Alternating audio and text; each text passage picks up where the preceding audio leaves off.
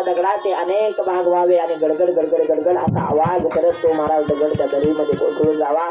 त्या कयादू आई साहेबांना असं वाटलं आपलं तर काय चुकलं नाही ना, आपल्या हिरण्यकश्यपू आपल्या नाताने जावं त्या दगडावरती लाथ मारायला. महाराज दगडाचे अनेक भाग व्हावे, गडगड गडगड गडगड असा आवाज निर्माण व्हावा महाराज. आणि भुवंड्या येणाऱ्या त्या दरीमध्ये गडगड गडगड करत असणारा तो आवाज, तो दगड कोसळून जावा. काय चुकलं असेल माझं? एक नाही 100 वेळा प्रश्न दिला, आपल्या मनाला विचारला काय चुकलं असेल माझं महाराज.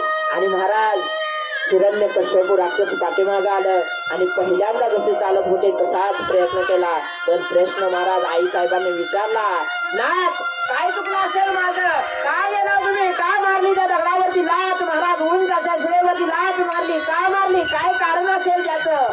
महाराज हिरण्यकश्यपू रागाला आले आणि त्याने सांगितलं, ह्या प्रश्नाचं उत्तर मी काय तुम्हाला देऊ शकत नाही महाराज. विहार गमनाची वेळ संपली आणि दोघंही पती पत्नी घरी गेले. आणि घरी गेल्याच्या नंतर महाराज एकांत समयाची वेळ आली, जेवण झालं आणि एकांत साधत असताना पत्नीनं कोणताही प्रश्न पतीला विचारला तर त्याचं उत्तर त्याला द्यावंच लागतं. तसंच आई साहेबांनी नातानं विचारलं, नाथ एक विचारू का?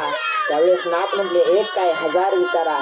त्यावेळेस धाडस केलं आणि धाडस करून पुन्हा प्रश्न विचारला, नाथ तुम्ही दुपारी गेला, त्या दगडावरती लाथ मारले, त्या दगडाचा आवाज झाला, कडकड कडकड करत तो दगड त्या दरीमध्ये कोसळून गेला.